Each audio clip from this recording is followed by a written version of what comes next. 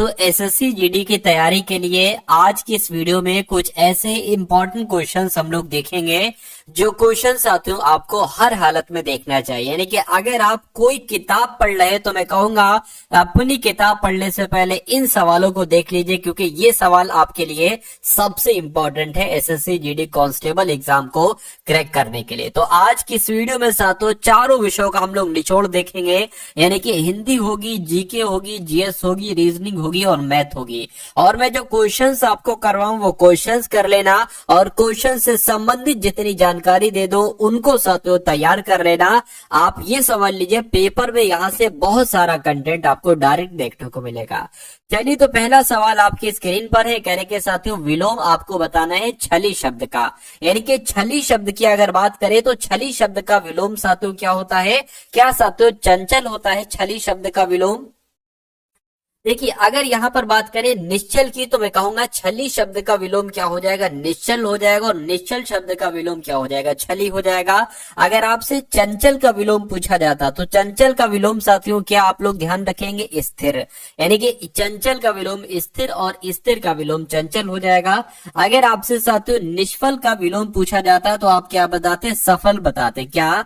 सफल बताते। उसके अलावा अचल का विलोम अगर आपसे पूछा जाता तो आपको क्या बताना होता? चल बताना होता। तो इतनी जानकारी आप लोग ध्यान रखेंगे।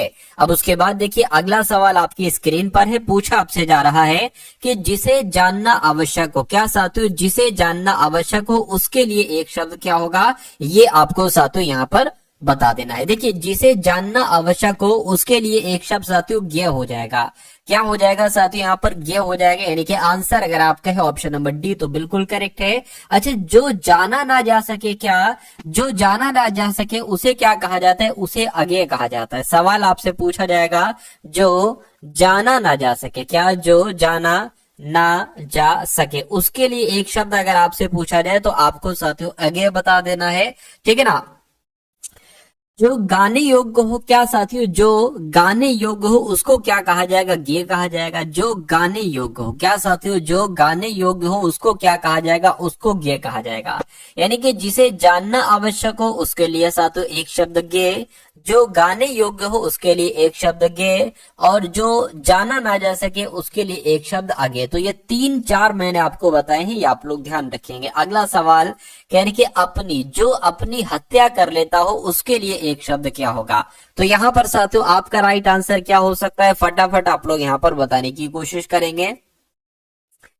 देखिए, हत्यारे की जब हम बात करते हैं साथियों तो हत्या करने वाला व्यक्ति को क्या कहा जाता है? हत्यारा कहा जाता है। दुर्बल की अगर बात करें तो जिसमें कोई बल ही ना हो तो उसको क्या कहा जाएगा? दुर्बल कहा जाएगा। ठीक है, जो अपनी हत्या कर लेता है उसको इसलिए साथियों एक शब्द पूछा गया, उसको आत्मघाती कहा जाता है। यानी कि जो अपनी हत्या कर ले उसको आत्मघाती कहा जाएगा। ये आप लोग साथियों ध्यान रखेंगे। उसके बाद देख लीजिए अगले नंबर का साथियों सवाल है, आपसे पूछा क्या जा रहा है। देखिए, यानी कि निम्नलिखित में से शुद्ध वर्तनी वाला शब्द आपको यहाँ पर बताना है कि शुद्ध वर्तनी वाला शब्द साथियों कौन सा है। तो आपको बताना है साथियों निर्दय कैसे लिखा जाता है। मैं कहूंगा जैसे ऑप्शन नंबर बी में लिखा हुआ है ना, जा रहा है कि निम्नलिखित प्रश्न में दिए गए 4 विकल्पों में से उस विकल्प का चयन करें जो मुहावरे के अर्थ को दर्शाता है। उल्टे पांव लौटना। तो उल्टे पांव लौटने का मतलब साथियों क्या होता है? असंभव कार्य करना, निराश लौटना। मैं कहूंगा निराश लौटने को एक तरीके से क्या कहा जाता है? उल्टे पांव लौटना। राइट आंसर जिनका ऑप्शन नंबर बी है, मैं कहूंगा आंसर आपका बिल्कुल करेक्ट भाई, बहुत बढ़िया, वेरी गुड क्लास। अब उसके बाद देखिए साथियों संयमी का आपको विलोम यहाँ पर बताना है। किसका साथियों? संयमी शब्द की अगर बात करें विलोम आपसे पूछा जा रहा है। देखिए, अगर आपसे एग्जाम में पूछ लिया जाए भ्रष्टाचारी का विलोम क्या होगा तो भ्रष्टाचारी का विलोम साथियों एक तरीके से सदाचार हो जाएगा, सदाचारी हो जाएगा। विकृत की जब हम बात करते हैं तो साथियों विकृत का विलोम क्या हो सकता है? तो अविकृत हो जाएगा। यानी कि छोटा आ लगा दो बस हो जाएगा। अगर हम बात करते हैं साथियों दुष्चरित्र की तो दुष्चरित्र की अगर बात करें तो साथियों क्या हो जाएगा? सच्चरित्र हो जाएगा। तो ये भी आप लोग ध्यान रखेंगे। उसके अलावा अगर संयमी शब्द की बात करते हैं तो संयमी का विलोम क्या हो जाएगा? व्यभिचारी हो जाएगा। जिनका आंसर ऑप्शन नंबर डी के साथ है, मैं कहूंगा आंसर आपका बिल्कुल करेक्ट है। साथियों जिन्होंने अभी तक इस वीडियो को साथियों लाइक नहीं किया तो मैं रिक्वेस्ट करता हूं कि वीडियो को आप लोग लाइक कर दीजिए, और चैनल पर साथियों अगर आप लोग नए हैं तो इस चैनल को साथियों जरूर सब्सक्राइब कर लीजिए, यानी कि टारगेट सिलेक्शन इस चैनल को साथियों आप लोग क्या कर लीजिए, सब्सक्राइब कर लीजिए। चलिए अब उसके बाद देखिए नेक्स्ट नंबर का सवाल है आपकी स्क्रीन पर। पूछा आपसे क्या जा रहा है, कह रहे कि दिए गए वाक्य का वह भाग ज्ञात करें जिसमें कोई त्रुटि है। यदि कोई त्रुटि नहीं है तो कोई त्रुटि नहीं है वाले ऑप्शन को चुनिए। कह रहे कि अगली गोष्ठी मेरे निवास स्थान में होगी। चलिए अब देखिए अगली गोष्ठी मेरे निवास स्थान में नहीं आना चाहिए, यहाँ पर आना चाहिए, यानी कि अगली गोष्ठी मेरे निवास स्थान पर होगी, ये होना चाहिए। तो दिक्कत कहां पर है, दो वाले में, दो कहां पर लिखा हुआ, ऑप्शन नंबर ए में लिखा हुआ है, तो यही आपका बिल्कुल सही जवाब हो जाएगा। उसके बाद देखिए अगला सवाल कह रहे कि नाक कटने का मतलब क्या होता है। नाक कटने का मतलब चोट लगना होता है, हतोत्साहित होना होता है, बदनामी होता है, या साथियों परेशान होगा। मैं कहूंगा बदनामी आपका बिल्कुल सही जवाब हो जाएगा। उसके बाद देखिए नेक्स्ट नंबर का साथियों सवाल है आपकी स्क्रीन पर। पूछा आपसे जा रहा है कि जिसकी कोई उपमा ना हो उसके लिए एक शब्द क्या होगा। देखिए अनुपम शब्द की अगर हम बात करते हैं तो जिसकी कोई उपमा ना हो ना उसको अनुपम कहा जाता है। लेकिन अगर आपसे अद्वितीय के बारे में साथियों पूछे, जो यहाँ पर आपका लिखा हुआ है जिसके समान कोई दूसरा ना हो, क्या अगर बात करते एग्जाम में आपसे पूछ लिया जाए कि जिसके समान दूसरा ना हो, क्या साथियों जिसके समान दूसरा ना हो उसके लिए एक शब्द क्या हो सकता है, तो उसको अद्वितीय कहा जाता है। देखिए वही चीजें मैं आपको बता रहा हूं जो एग्जाम में बहुत ज्यादा ट्रेंड करती हैं, तो आप लोग बहुत ध्यान ध्यान से साथियों इन सभी सवालों को देखेंगे।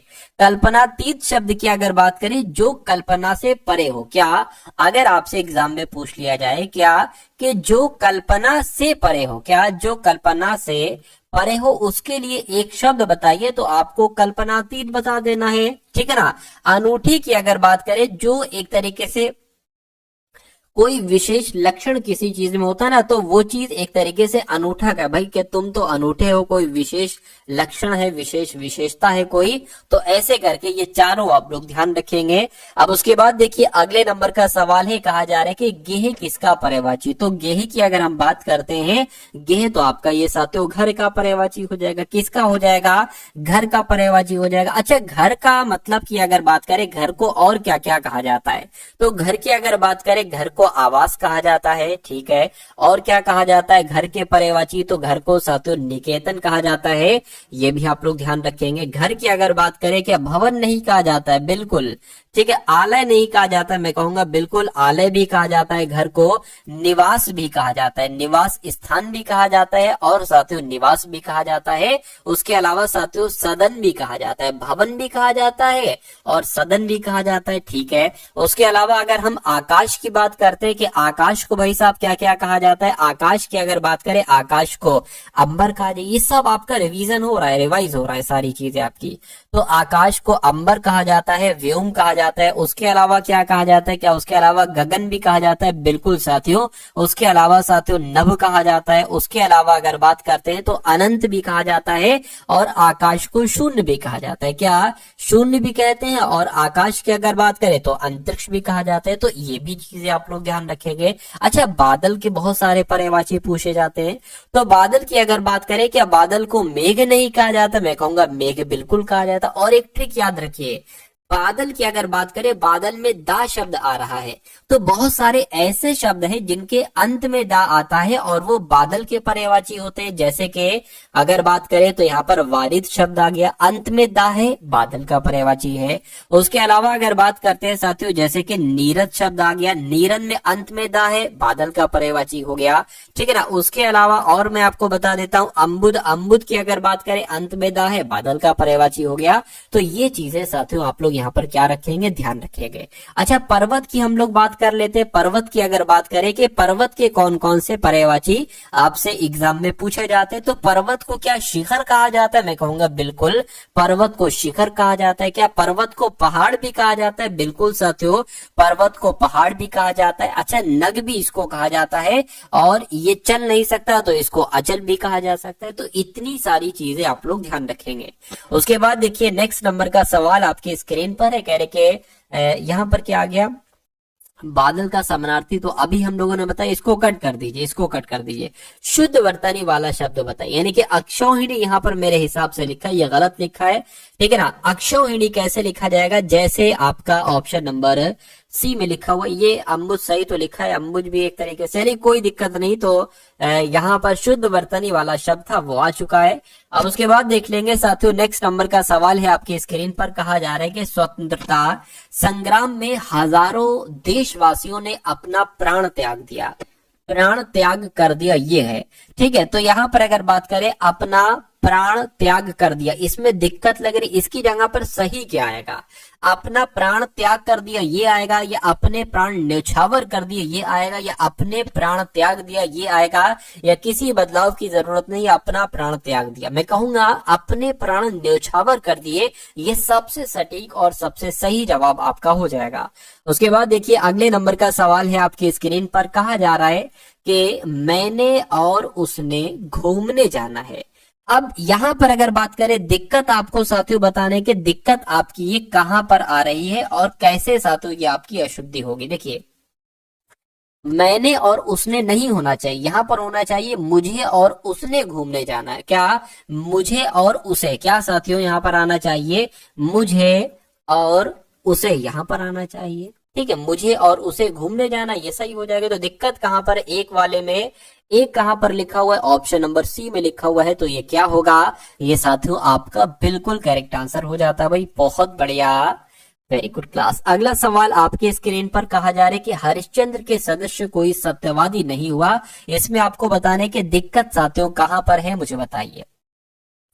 देखिए हरिश्चंद्र के सदृश कोई सत्यवादी नहीं हुआ, सदृश थोड़ी ना आना चाहिए, यहाँ पर जैसा आना चाहिए, यानी कि आपका पूरा वाक्य साथियों कैसे बनना चाहिए, हरिश्चंद्र के जैसा सत्यवादी नहीं हुआ, ये होना चाहिए। तो मैं कहूंगा साथियों दिक्कत कहां पर है, एक तरीके से, हाँ ये सदृश आ गया, दिक्कत यहाँ पर है, यहाँ पर है, तो यही आपका बिल्कुल करेक्ट आंसर हो जाएगा। अगला सवाल देखिए, कहा जा रहा है कि जिसका मूल नहीं है, तो जिसका मूल नहीं है साथियों उसके लिए एक शब्द आपको बताना है, क्या हो सकता है साथियों, उसके लिए एक शब्द फटाफट आप लोग साथियों बता दिए। साथियों ये एक तरीके से बात करें तो ये जो वीडियो आप लोग साथियों देख रहे हैं ये डेली वीडियो होती है, यानी कि अगर आप चैनल पर साथियों नए हैं तो चैनल को मैं कहूंगा तुरंत आप लोग सब्सक्राइब कर लीजिए, बेल आइकन पर क्लिक कर लीजिए, और मैं कहूंगा एग्जाम तक अगर आप ऐसी वीडियो देखते रहेंगे तो आपका एग्जाम बहुत आराम से साथियों क्रैक हो जाएगा, क्योंकि वो सारी चीजें मैं आपको धीरे धीरे कंप्लीट करवा दूंगा, क्योंकि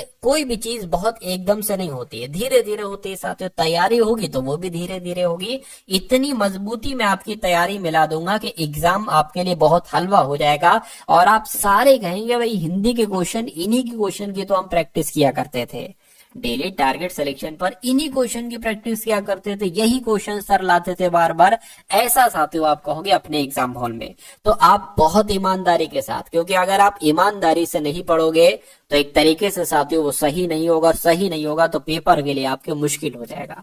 तो बहुत ईमानदारी तरीके से साथियों आपको पढ़ना है। मैंने अपनी थोड़ी मेहनत बढ़ाई है, आप भी अपना थोड़ा एफर्ट साथियों डालिए। चलिए अभी इस बात की अगर बात करें सवाल की करके, जिसका मूल नहीं है उसके लिए एक शब्द क्या होगा, देखिए जिसका मूल नहीं है तो उसको तो निर्मूल कहा जाता है। अगर बात करें जिसमें, जैसे कि जिसमें मूल है तो उसको क्या कहा जाएगा, उसको समूल कहा जाएगा।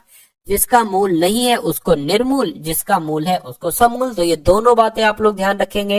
उसके बाद देखिए कहा जा रहा है आपसे करके इनमें से कौन से युग में पर्यायवाची शब्द दिए गए हैं, मतलब सही पर्यायवाची आपको बताने कौन से में दिए गए हैं, आप लोग साथियों यहाँ पर बताइए। देखिए अगर बात करते हैं साथियों, क्या हाथी गज ये पर्यायवाची सही है, मैं कहूंगा हाथी को गज कहा जाता है। जय का क्या पर्यायवाची पराजय होता है, मैं कहूंगा नहीं। आश्रय का पर्यायवाची क्या गगनचुंबी इमारत होता है, मैं कहूंगा नहीं। कुबेर का क्या गद्द होता है, मैं कहूंगा नहीं। इसमें से केवल एक पर्यायवाची सही है, वो कौन सा है, वो ऑप्शन नंबर ए वाला है। उसके बाद देखिए अगला सवाल कह रहे जलसे में इतने लोग थे कि कहीं भी खड़े होने की जगह ना थी, ये होगा। या जलसे में कुछ लोग थे, या जलसे में थोड़े लोग थे, या जलसे में कम लोग थे। मैं कहूंगा यहाँ पर इतने अगर आ जाए तो ये वाली बात बिल्कुल सही हो जाएगी। जलसे में इतने लोग थे कि कहीं भी खड़े होने की जगह ना थी। ठीक है, तो आपका right answer option number A हो जाएगा। उसके बाद देखिए अगला सवाल, कह रहे कि हमें रविवार को पिताजी के साथ बाहर जानी है। तो बाहर जानी है नहीं होना चाहिए साथियों, बाहर जाना है ये होना चाहिए। दिक्कत यहाँ पर है और ये कहां पर लिखा हुआ है, ये ऑप्शन नंबर ए में लिखा हुआ है। अगला सवाल आपकी स्क्रीन पर कहा जा रहा है कि हवा की कड़कड़ाहट में भी संगीत है, या हवा की झंझनाहट में भी, या घरघराहट में भी, या सरसराहट में भी। तो क्या सरसरा यानी कि हवा सरसराती है, तो मैं कहूंगा हवा की सरसराहट में भी संगीत है, ये होना चाहिए। ये आपका बिल्कुल सही जवाब हो जाएगा। अब यहाँ पर साथियों अगर बात करें तो अब जीके के क्वेश्चंस यहाँ पर शुरू हो चुके हैं। कुछ जीके के क्वेश्चंस देखेंगे और उसके अलावा कुछ क्वेश्चंस हम लोग यहाँ पर करंट अफेयर के भी देखेंगे। तो कहा जा रहा है कि मुगल सम्राज्ञी नूर जहां के द्वारा उनके पिता की याद में बनवाया गया इत्मादुद्दौला का मकबरा ये कहां पर स्थित है। तो साथियों सवाल में आपसे पूछा गया ये कहां पर स्थित है, तो मैं कहूंगा ये कहां पर स्थित है, ये आगरा में स्थित है, ये आपको मालूम होना चाहिए। ठीक है ना। अगर यहाँ पर अगर बात करते हैं जो इत्मादुद्दौला का एक तरीके से मकबरा है ना, इसको क्या कहा जाता है, इसको बेबी ताज कहा जाता है। ये सवाल आपसे पूछा जाता है, इसको क्या कहा जाता है, इसको बेबी ताज कहा जाता है। और क्या कहा जाता है, इसको साथियों ताजमहल की पूर्ववर्ती संरचना कही जाती है। क्या, ताजमहल की पूर्ववर्ती, क्या साथियों, ताजमहल की अगर बात करें ताजमहल की पूर्ववर्ती संरचना कही जाती है। ये भी आप लोग यहाँ पर ध्यान रखेंगे। ठीक है ना। चलिए तो अगला सवाल आपकी स्क्रीन पर कहा जा रहा है कि 26 जून 2024 को 18वीं लोकसभा के अध्यक्ष के पद पर किसे चुना गया था। तो साथियों लोकसभा के अध्यक्ष कौन है, तो ओम बिरला है। क्या आपका आंसर हो जाएगा, ओम बिरला आपका आंसर हो जाएगा। अच्छा एक अनुच्छेद मुझे याद आ गया, अनुच्छेद 93। तो अनुच्छेद 93 में क्या जिक्र किया गया है, लोकसभा के अध्यक्ष और उपाध्यक्ष। क्या, अगर लोकसभा के उपाध्यक्ष की बात की जाए या लोकसभा के उपाध्यक्ष की बात की जाए तो इनसे चुनाव से संबंधित कौन सा अनुच्छेद है, तो अनुच्छेद 93 है। आप लोग ध्यान रखेंगे। अगर आपसे पूछ लिया जाए कि 18वीं लोकसभा में विपक्ष का नेता कौन था, तो साथियों विपक्ष के नेता कौन थे, तो राहुल गांधी थे। कौन थे, राहुल गांधी थे। ये भी आप लोगों को यहाँ पर मालूम होना चाहिए। चलिए अब उसके बाद देख लीजिए अगले नंबर का सवाल है आपकी स्क्रीन पर। पूछा आपसे जा रहा है कि भारतीय जनता पार्टी की स्थापना इनमें से किस वर्ष की गई थी। तो भारतीय जनता पार्टी की स्थापना कब की गई थी, 1980 में भारतीय जनता पार्टी की स्थापना की गई थी। अगर आपसे पूछ लिया जाए कि भारतीय राष्ट्रीय कांग्रेस, क्या भारतीय राष्ट्रीय कांग्रेस की स्थापना कब की गई थी, तो कांग्रेस की अगर बात करते हैं ना, तो कांग्रेस की स्थापना साथियों 1885 में की गई थी। ये आप लोग ध्यान रखेंगे। बहुजन समाजवादी पार्टी की अगर हम बात करते हैं, किसकी बात करते हैं साथियों, बहुजन समाजवादी पार्टी या बहुजन समाज पार्टी की अगर बात करते हैं, ठीक है ना, तो बहुजन समाज पार्टी की स्थापना कब की गई थी, 1984 में, 1985 1984 ऐसा आप लोग ध्यान रखेंगे। और अगर आपसे एक तरीके से पूछा जाए समाजवादी पार्टी के, क्या अगर आपसे पूछा जाए कि समाजवादी पार्टी की स्थापना कब की गई, तो आप साथियों क्या बताएंगे, आप लोग ध्यान रखेंगे 1992 में समाजवादी पार्टी की स्थापना की गई थी। और एक और पूछा जाता है कम्युनिस्ट पार्टी की स्थापना कब की गई थी, तो 1964 में कम्युनिस्ट पार्टी की स्थापना की गई थी। किसकी साथियों, कम्युनिस्ट पार्टी की स्थापना 1964 में की गई थी। आप सभी लोगों को याद रखना है। अगला सवाल आपकी स्क्रीन पर पूछा आपसे जा रहा है कि निम्नलिखित में से किस राष्ट्रीय कांग्रेस में पहली बार बड़े पैमाने पर महिलाओं की भागीदारी साथियों देखी गई, मुझे बताइए। तो यहाँ पर अगर बात करते हैं सविनय अवज्ञा आंदोलन, तो सविनय अवज्ञा आंदोलन में एक तरीके से बहुत बड़े लेवल पर साथियों महिलाओं ने इसमें भाग लिया था। ये आप लोग ध्यान रखेंगे। अच्छा, इस आंदोलन का नेतृत्व किसके द्वारा किया गया था, अगर आपसे पूछा जाए तो गांधी जी के द्वारा इस आंदोलन का नेतृत्व किया गया था। ये आंदोलन कब शुरू किया गया साथियों, तो 1930 में साथियों शुरू किया गया। ये भी आप लोग यहाँ पर क्या रखेंगे, आप लोग यहाँ पर साथियों याद रखेंगे। चलिए अब उसके बाद देखते हैं अगला सवाल है, कह रहे कि प्रोटोजुआ किस रोग के रोग वाहक होते हैं। तो प्रोटोजुआ की अगर बात करें तो ये तो साथियों मलेरिया रोग के रोग वाहक होते हैं। आप लोग ध्यान रखेंगे। राइट आंसर आपका ऑप्शन नंबर किसके साथ जाएगा, बी के साथ जाएगा। अच्छा कुछ सवाल आपसे पूछे जाते हैं वो मैं आपको बता देता हूं। जैसे कि आपसे पूछा जाएगा जो पेचिस नामक रोग होता है, क्या पेचिश जो रोग होता है ना साथियों, ये किसकी वजह से होता है? तो आपको साथियों क्या बताना है, ये परजीवी की वजह से होता है। किसकी वजह से? ये परजीवी के द्वारा होता है। उसके अलावा अगर हम बात करते हैं पायरिया रोग की, क्या पायरिया रोग की, तो पायरिया रोग भी साथियों परजीवी की वजह से होता है, ठीक है ना। उसके अलावा अगर बात करें, एक काला आजार नामक रोग कहलाया जाता है। क्या कहा जाता है? एक कहा जाता है साथियों काला आजार नामक रोग किसकी वजह से होता है? तो ये भी परजीवी की वजह से ही होता है। ये आप सभी लोगों को यहाँ पर साथियों याद रखना है, ठीक है ना। अच्छा, अगर पोलियो की बात करते हैं कि पोलियो रोग जो होता है ना, तो ये किसकी वजह से होता है? ये साथियों एक वायरस की वजह से रोग होता है। किसकी वजह से साथियों? वायरस की वजह से होता है। चलिए, तो अगला सवाल है आपके स्क्रीन पर। और अगर बात करें मादा एनाफिलीज की वजह से मलेरिया नामक रोग होता है। उसके बाद देखिए, मिट्टी की सबसे निचली परत को क्या कहा जाता है, बताइए। तो प्रथम मिट्टी की सबसे निचली परत को क्या कहा जाता है? तल कहा जाता है, तल शेल कहा जाता है। आप लोग ध्यान रखेंगे, राइट आंसर आपका ऑप्शन नंबर सी हो जाएगा। अगला सवाल है, कहा जा रहा है साथियों, ये तंजावुर के बृहदेश्वर मंदिर, जिसे पेरिया कोइल या बड़ा मंदिर भी कहा जाता है, ये किस भारतीय राज्य में स्थित है, बताइए। तो ये कहां पर स्थित है साथियों? ये तमिलनाडु में स्थित है। कहां पर स्थित है? तमिलनाडु में स्थित है। यानी कि तमिलनाडु की जब हम बात करते हैं तो बृहदेश्वर मंदिर, जिसको पेरू वेदैया भी कहा जाता है, क्या पेरिया कोइल भी कहा जाता है, बड़ा मंदिर भी इसको कहा जाता है, और पेरू वेदैयार भी इसको कहा जाता है, ठीक है ना। इस मंदिर की अगर बात करें किसने बनवाया, तो चोल शासक राजराज प्रथम के द्वारा बनवाया गया। क्या? चोल शासक राजराज प्रथम के द्वारा साथियों बृहदेश्वर मंदिर का निर्माण करवाया गया, ये आप लोग ध्यान रखेंगे। और इस मंदिर की अगर बात करें तो यूनेस्को के विश्व धरोहर स्थल में भी साथियों ये शामिल है, आप लोग ध्यान रखेंगे। कब से कब तक? तो साथियों 1003 से 1010 की अगर बात करें ईस्वी, इसके बीच साथियों इस मंदिर का निर्माण किया गया इस दौरान। चलिए, अब उसके बाद देखिए अगला सवाल है, अच्छा क्वेश्चन है, कह रहे कि बाबर ने कौन सी युद्ध पद्धति की शुरुआत की जिसमें सेना को विभिन्न डिवीजनों में विभाजित कर दिया था ताकि दुश्मन को हर तरफ से घेरा जा सके। देखिए, बाबर की अगर हम यहाँ पर बात करते हैं साथियों, बाबर की, तो जो पानीपत का प्रथम युद्ध हुआ था, ये आपको मालूम होगा साथियों, आपने बहुत बार पढ़ा होगा। पानीपत का जो एक तरीके से प्रथम युद्ध हुआ था, ये कब युद्ध हुआ था? ये युद्ध हुआ था साथियों 1526 में। और ये युद्ध किसके बीच हुआ था साथियों? ये युद्ध हुआ था बाबर और इब्राहिम लोधी के बीच। पता बाबर ने साथियों इसमें क्या किया था? इसमें बाबर ने तुलगमा पद्धति की अगर बात करें ना, तुलगमा पद्धति, ये एक युद्ध रणनीति, पद्धति सही नहीं लिखा है, ये एक युद्ध की रणनीति है साथियों। क्या? ये एक युद्ध की रणनीति है। और इस रणनीति में पता क्या किया जाता है? जैसे कि मान लीजिए, ठीक है, इधर से साथियों इब्राहिम लोदी की सेना आ रही है, और इधर से क्या जा रही है? इधर से मान लीजिए बाबर की सेना जा रही है।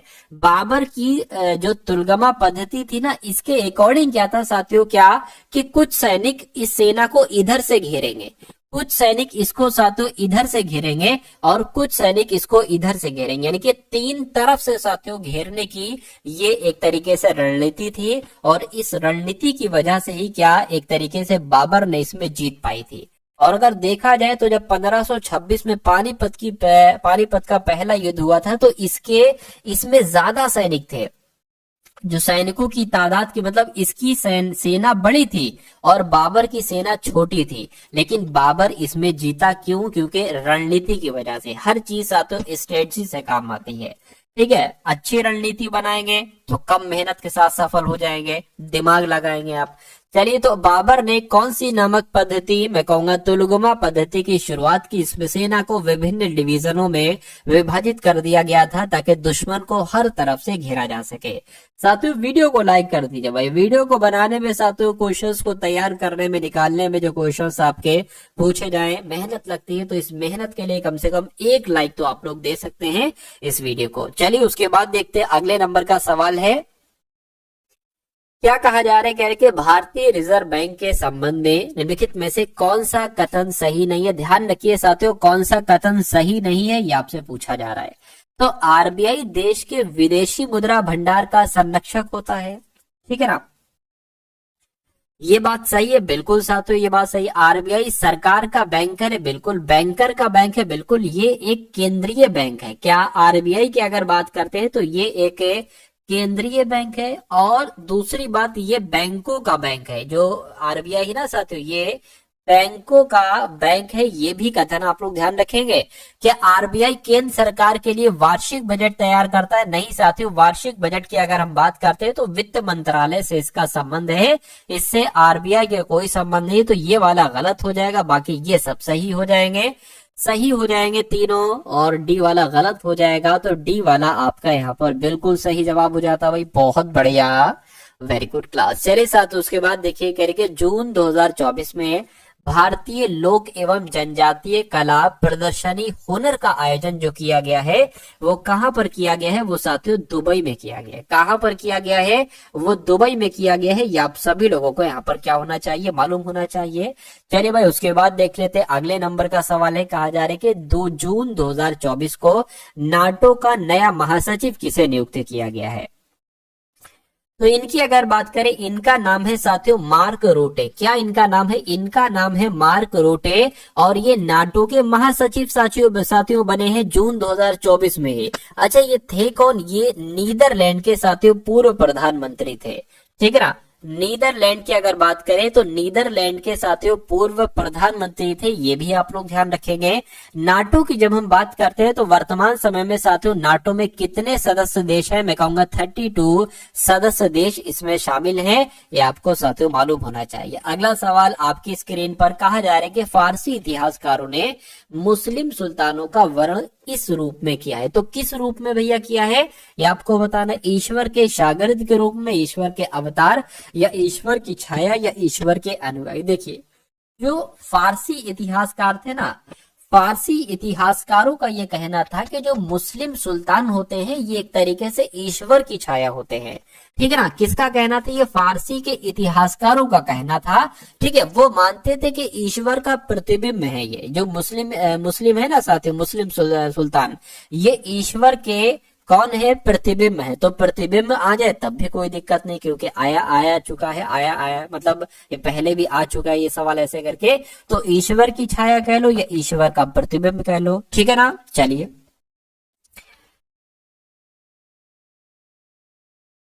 कह रहे कि गीता रहस्य पुस्तक किसने लिखी? जो म्यांमार की मांडले जेल में उनके द्वारा भगवत गीता पर लिखी गई एक टीका है। तो यहाँ पर साथियों अगर बात करें, देखिए गीता रहस्य नामक पुस्तक की अगर बात करें तो किसके द्वारा लिखित है? मैं कहूंगा बाल गंगाधर तिलक के द्वारा लिखित है। अगर आपसे पूछा जाए गीता रहस्य नामक किस भाषा में लिखी गई है, तो ये साथियों मराठी भाषा में लिखी गई है। ये भी आपसे पूछा जा सकता है। ठीक है ना। चलिए, उसके बाद देखिए अगला सवाल आपकी स्क्रीन पर कहा आपसे जा रहा है। प्रधानमंत्री जन धन योजना के तहत खोले गए, ठीक है, खोले गए बैंक खातों के बारे में इनमें से कौन सा कथन गलत है? तो गलत कथन के बारे में आपको बताना है। यानी कि खाता धारक को रुपए डेबिट कार्ड प्रदान किया जाता है, ये बात सही है। बैंक से असंबंधित व्यक्ति के लिए एक साधारण बचत बैंक खाता खोला जाता है, बिल्कुल सही है। प्रधानमंत्री जनधन योजना खातों में जमा राशि पर कोई ब्याज नहीं मिलता, नहीं सा तो ऐसा है, जो ब्याज है वो ब्याज मिलता है। यानी कि ये वाला कथन मुझे लग रहा है गलत है, और गलत है भी ये। पात्र खाता धारकों के लिए 10,000 तक की ओवरड्राफ्ट ओडी सुविधा उपलब्ध है, ये बात भी बिल्कुल सही है। यानी कि सी वाली बात गलत थी तो साथियों वही आपका राइट आंसर हो जाएगा। उसके बाद देखिए अगले नंबर का सवाल आपकी स्क्रीन पर, देखिए सवाल को और बता दीजिए साथियों राइट आंसर आपका यहाँ पर क्या हो सकता है। चलिए,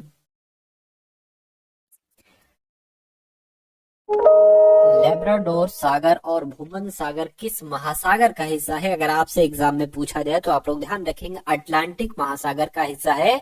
राइट आंसर आपका ऑप्शन नंबर डी हो जाएगा। अब उसके बाद देखिए साथियों नेक्स्ट नंबर का सवाल है, पूछा जा रहा है कि प्योर्टो रिको खाई निम्नलिखित में से किस महासागर में स्थित है?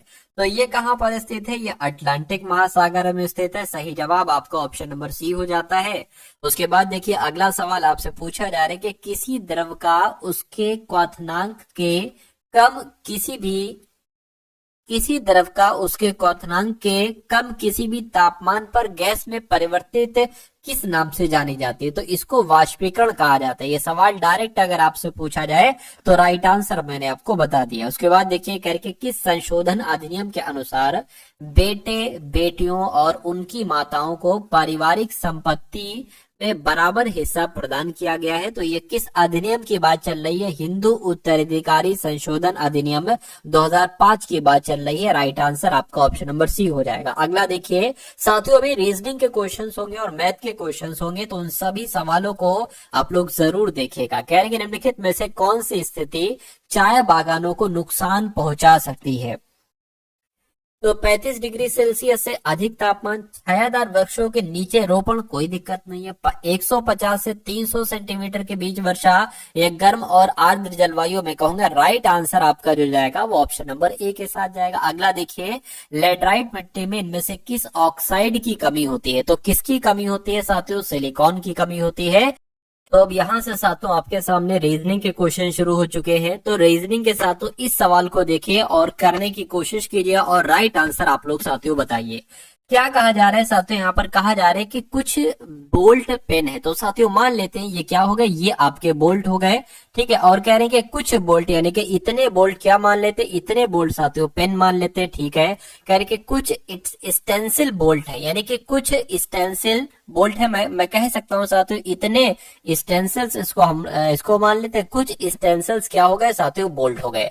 अब निष्कर्ष को देखिए और बताइए कौन सा निष्कर्ष गलत है, कौन सा सही है। कह रहे कि कोई स्क्रू स्टेंसिल नहीं है। पहली बात तो ये पॉजिटिव में पहला कथन, दूसरा भी पॉजिटिव में। तो अगर कोई निष्कर्ष नेगेटिव में आ जाता है तो उसको कट कर दिया जाता है, यानी कि वो गलत कहलाया जाता है। कह रहे कि कुछ पेन स्टेंसिल है, पेन यहाँ पर है, स्टेंसिल यहाँ पर है, कैसे कुछ पेन स्टेंसिल हो सकते हैं? तो मैं कहूंगा ये भी गलत है, यानी कि निष्कर्ष 1 और 2 दोनों गलत है। ऐसा कहां पर लिखा हुआ है? ऐसा आपका ऑप्शन नंबर सी में लिखा हुआ है। तो ये क्या होगा? ये आपका साथियों बिल्कुल सही जवाब हो जाएगा। अगला सवाल देखिए, इस सवाल को साथियों देखिए और आप लोग मुझे बता दीजिए कि आपका राइट आंसर यहाँ पर क्या हो सकता है। देखिए करके 8 मित्र हैं, 2 पंक्तियों में एक दूसरे की ओर मुंह करके बैठे हुए हैं, यानी कि 2 पंक्तियां मान लीजिए हम ऐसे बना लेते हैं। और कितने लोग हैं? 8 मित्र हैं, यानी कि 4 मित्र होंगे, 4 इधर मित्र होंगे, 1 2 3 4, और 4 मित्र साथियों इधर होंगे। ये बात क्लियर है, ठीक है। कहने के ए जो है ना, ये डी के सामने बैठा है, तो मान लीजिए ए डी यहाँ पर बैठा हो सकता है, या ए डी यहाँ पर बैठा हो सकता है। कहीं पर भी एडी आमने सामने मतलब बैठे हैं। ए डी के सामने बैठा है और बी और ई का, यानी कि बी और ई का पड़ोसी है। मतलब कहने का ये है कि ए जो है ना डी के तो सामने बैठा है, डी के सामने बैठे हैं, और एक तरीके से ए जो है ये बी और ई का पड़ोसी है। ये बात आपको समझ में आ गई, ठीक है। यानी कि अपनी अपनी पंक्तियों में एच और सी सबसे दाएं कोनों पर बैठे। तो अगर इसको हम करें, एच और सी दाएं कोनों पर बैठे, देखिए अगर हम एच को इधर बैठा ले तो एच का दाया ये बनेगा, ठीक है, और एच भी दाएं पर है और सी भी दाएं पर है, ऐसा कहा गया, यानी कि सी साथियों यहां पर बैठेगा। ये बात भी क्लियर होगी। कह रहे कि तथा ई और एफ सबसे बाएं कोने पर बैठे हैं। तो ई और एफ बाएं कोने पर बैठे हैं, तो मान लीजिए साथियों अगर बात करें ई यहां पर बैठा दें, ये बायां कोना हो गया इसका, और अगर बात करते हैं साथियों एफ यहां पर बैठा दें, ये हो गया। अभी हम देख रहे हैं अगर गलत बनेगा तो कुछ चेंजेस हम करने की कोशिश करेंगे। कह रहे कि यदि जी एफ के बगल में बैठा है, जी एफ के बगल में बैठा है, अब देखिए एफ कहां पर बैठा है? एफ यहां पर बैठा है, तो जाहिर सी बात है जी यहां पर बैठा होगा। अब एक बार शुरू से पढ़िए प्रश्न को। कह रहे कि ए जो है ना, ए ये डी के सामने बैठा है, ठीक है, और बी और ई का पड़ोसी है, यानी कि बी और ई का पड़ोसी है, तो ई ये हो गया, बी यहां पर बनेगा, जाहिर सी बात है ए यहां पर बनेगा। और ए के सामने कौन डी के सामने कौन बैठा है? ए बैठा है, तो मैं कहूंगा डी साथियों यहां पर बन जाएगा। तो ऐसे करके कुछ ये बनेगा। तो सवाल में पूछा जा रहा है तो बी के सामने कौन है साथियों? बी के सामने कौन है? मैं कहूंगा जी है, तो जी क्या होगा? जी आपका बिल्कुल सही जवाब हो जाएगा। चलिए भाई अगला सवाल देखिए आपकी स्क्रीन पर है। कहा जा रहा है कि यूरोप का जो संबंध स्विट्जरलैंड से है, यूरोप का जो संबंध साथियों स्विट्जरलैंड से है, तो वही संबंध एशिया का किससे है? ये आपको यहाँ पर बताना है। चलिए देखिए, जैसे कि स्विट्जरलैंड जो है ना ये यूरोप महाद्वीप में है, उसी प्रकार अगर बात करें जापान देश जो है वो एशिया महाद्वीप में है, तो यहाँ पर आपका राइट आंसर जापान हो जाएगा। और जिनका आंसर यहाँ पर ए है तो बिल्कुल करेक्ट है। अगला सवाल आपकी स्क्रीन पर है, कहा जा रहा है कि उस विकल्प का चयन कीजिए जो नीचे दिए गए शब्दों के क्रम को दर्शाता है जिस क्रम में वे अंग्रेजी शब्दकोश में आते हैं। तो आपको बताना है सबसे पहले यहाँ पर कौन सा आएगा। देखिए आर यू यहाँ पर है, आर ओ यहाँ पर है, आर यू यहाँ पर है, आर ओ यहाँ पर है, आर यू यहाँ पर है। तो मैं कहूंगा आर ओ पहले आता है ना कि आर यू, क्योंकि यू 21 पर आता है, ओ 15 पर आता है। अब देखिए ये पहले आएगा या ये पहले आएगा। यहाँ पर भी यू है, यहाँ पर भी यू है, यहाँ पर भी, यहाँ पर टी आई है, यहाँ पर टी ई है। तो मैं कहूंगा ये वाला पहले आ जाए, क्योंकि ई 5 पर आता है, आई 9 पर आते हैं, तो 2 नंबर सबसे पहले आ जाएगा। उसके बाद से आते हो ये आपका 4 वाला आ जाएगा। अब इसमें से देख लीजिए आर यू बी पहले आएगा, आर यू टी पहले आएगा, आर यू टी तो पहले नहीं आएगा, आर यू आई भी पहले नहीं आएगा, पहले आएगा ये वाला, और उसके बाद साथियों 5 वाला आ जाएगा, और बचा फिर 3 वाला, फिर 3 वाला आ जाएगा। यानी कि 241 53 कहां पर लिखे हैं, 241 53 ऑप्शन नंबर ए में लिखे हुए हैं। तो ये क्या होगा, ये आपका सही जवाब हो जाएगा भाई। बहुत बढ़िया, वेरी गुड क्लास। साथियों क्लास अगर आपने अभी तक लाइक नहीं की तो मैं रिक्वेस्ट करूंगा आपसे कि इस क्लास को आप लोग एक बार लाइक कर दीजिए। क्या कर दीजिए साथियों, वीडियो को आप लोग एक बार लाइक कर दीजिए। चलिए अब इस सवाल पर अगर बढ़ते हैं तो कहा जा रहा है कि 11 है, उसके बाद साथियों 9 है, उसके बाद 15 है, उसके बाद 41 है, उसके बाद आपको बताने के कौन सा नंबर यहाँ पर साथियों आएगा। यानी कि 41 के बाद कौन सा नंबर आ सकता है, मुझे बताइए। अगर हम यहाँ पर 11 से साथियों किस पर जाएं, अगर हम यहाँ पर साथियों 11 से 9 पर जाएं तो मैं कहूंगा कि हमने 2 घटाया है। 9 से साथियों 15 पर जाएं तो हम कितना कहेंगे साथियों। अच्छा अब यहाँ पर बढ़ेगा, 6 बढ़ेगा, और फिर ये तो लफड़े खराब हो जाएगा। तो मेरे हिसाब से ये लॉजिक यहाँ पर नहीं लगेगा, ये लॉजिक यहाँ पर नहीं लगेगा। फिर दूसरा लॉजिक कौन सा, देखिए अगर हम इसको देखें 9 से, तो अगर हम 9 की गुणा 2 से करा दें और उसमें से 3 घटा दें तो 15 आ जाएगा। 9 दूना 18, 3 घटा देंगे 15 आ जाएगा। उसी प्रकार अगर 15 की गुणा 3 से करा दे 45 आ जाए, और 4 घटा दे तो ये आ जाए कि यहाँ पर भी कुछ बनेगा। देखिए जरा, अगर हम 11 की गुणा 1 से कराएं, ठीक है, 11 के हम 11 और उसमें 2 घटा दें, ठीक है, तो पहले 2 घटाया गया, फिर 3 घटाया गया, फिर 4 घटाया गया, ठीक है। तो अब साथियों कितना घटाएंगे, 5 घटाएंगे, लेकिन पहले 1 से गुणा की गई थी, फिर 2 से, फिर 3 से, तो अब साथियों 4 से गुणा करेंगे। यानी कि इस 41 की गुणा हम करेंगे 4 से और उसमें से घटा देंगे 5। तो 4 से गुणा करिए, 4 एकम 4, 4 चौक 16, इसमें से 5 घटा दीजिए, कितना साथियों आपके सामने बचेगा, 159 आपके सामने बचेगा। तो यहाँ पर 159 आएगा। ऑप्शन में अगर है तो मैं कहूंगा बिल्कुल सही, हमारा यही राइट आंसर हो जाएगा। ऑप्शन में, ऑप्शन नंबर बी वाले में है 159। तो जिनका भी आंसर यहाँ पर ऑप्शन नंबर बी है बिल्कुल करेक्ट है। अब अगला सवाल है साथियों आपके स्क्रीन पर, कहा जा रहा है कि ए जेड के है, उसके बाद ई वी एन है, उसके बाद आई आर क्यू है, उसके बाद ओ एल टी है। आपको बताने के उसके बाद 3 लेटर साथियों यहाँ पर क्या आ सकते हैं, देखकर मुझे बताइए। चलिए तो यहाँ पर अगर साथियों हम लोग बात करते हैं ये कैसे हुआ है, देखिए अगर ए से बात करें, ई हुआ है तो मैं कहूंगा 4 बड़ा है, ई से आई हुआ है मैं कहूंगा फिर 4 बड़ा है, आई से ओ हुआ है, अब यहाँ पर 4 नहीं बड़ा है। एक सेकेंड, देखिए आई जो होता है ना, आई ये 9 पर होता है और ओ आपका 15 पर होता है। तो साथियों कितना बड़ा, फिर से देख लीजिए, यहाँ पर 4 बढ़ाया गया है, ठीक है। ई से आई हुआ है मैं कहूंगा फिर 4 बढ़ाया गया है, आई से ओ हुआ है यानी कि 9 से 15 हुआ है तो 6 बढ़ाया गया है। तो यहाँ पर अब क्या बढ़ाया जाएगा बताइए। मेरे हिसाब से साथियों पहले 4 बढ़ाए, फिर 4 बढ़ाए, फिर 6 बढ़ाए, तो अब फिर से साथियों 6 बढ़ाना चाहिए। तो ओ में अगर 6 बढ़ा देते हैं यानी कि 15 और 6 21 हो जाएगा, 21 आता है यू पर। तो या तो ये होगा या तो ये होगा।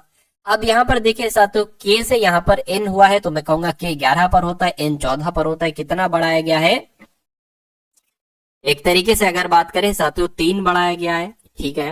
अब एन 14 पर होता है, क्यू 17 पर होता है, अब कितना बढ़ाया गया, फिर से साथियों 3 बढ़ाया गया। अब क्यू 17 पर होता है, ठीक है ना, और टी किस पर होता है साथियों 20 पर होता है, फिर 3 बढ़ाया गया है। मैं कहूंगा अब फिर से 3 बढ़ाएंगे, टी 20 पर होता है, 23 पर क्या होता है डब्लू, यानी कि डब्लू कहां पर है, यू, और डब्लू कहां पर है, ऑप्शन नंबर सी वाले में। तो आपका राइट आंसर जो होगा वो ऑप्शन नंबर सी के साथ जाएगा। अच्छा अब इसकी भी बात कर लेते हैं कि जेड से ईवी कैसे हुआ। जेड 26 पर होता है, वी 22 पर होता है, तो 4 घटाया गया इसमें। तो V 22 पर होता है, R 18 पर होता है, फिर से साथियों 4 घटा दिया गया यहाँ पर।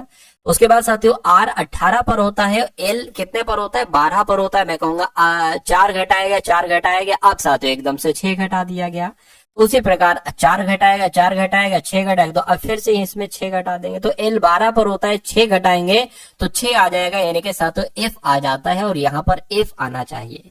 ठीक है ना। तो साथियों समझ गए हैं आप लोग, मुझसे पहले अपना आंसर देते रहिए, यानी कि जब तक मैं आपको साथियों समझाने में जो समय लगाऊं तब तक आपका आंसर आ जाना चाहिए। अगर ऐसा है तो मैं कहूंगा कि आपकी तैयारी बहुत शानदार चल रही है और इसी क्रम में आपको अपनी तैयारी को ले चलना है। कोशिश करिए कि थोड़ी बहुत अगर स्पीड बढ़ सके आपकी तो बढ़ा दीजिए। ठीक है, बिल्कुल सही रास्ते पर चल रहे हो अगर इन सभी सवालों के जवाब आप लोग दे पा रहे हो। एक निश्चित कूट भाषा में NEXT को क्या लिखा जाता है, MODFWYSU लिखा जाता है। उसी कूट भाषा में CLOCK को क्या लिखा जाएगा, ये आसा तो आपसे पूछा जा रहा है। देखिए अब यहाँ पर अगर बात करें 4 लेटर है और यहाँ पर कितने 1 2 3 4 5 6 7 8, यानी कि 8 है, डबल हो रहे हैं। तो साथियों क्या लॉजिक यहाँ पर लगना चाहिए, अब देखिए यहाँ पर साथियों N है और यहाँ पर क्या है M है, यानी कि N से एक कम कर दिया गया है M, और उसके बाद क्या है एक बढ़ा दिया गया है O, यानी कि N से पहले M आता है और N के बाद O आता है, ये कहने का मतलब है। उसी प्रकार E की बात करें तो E से पहले D आता है और E के बाद क्या आता है F आता है। उसी प्रकार X की अगर बात करें, X से पहले W आता है और X के बाद Y आता है, और T से पहले S और T के बाद क्या आता है साथियों U आता है। तो यही चीज इसमें लगेगी।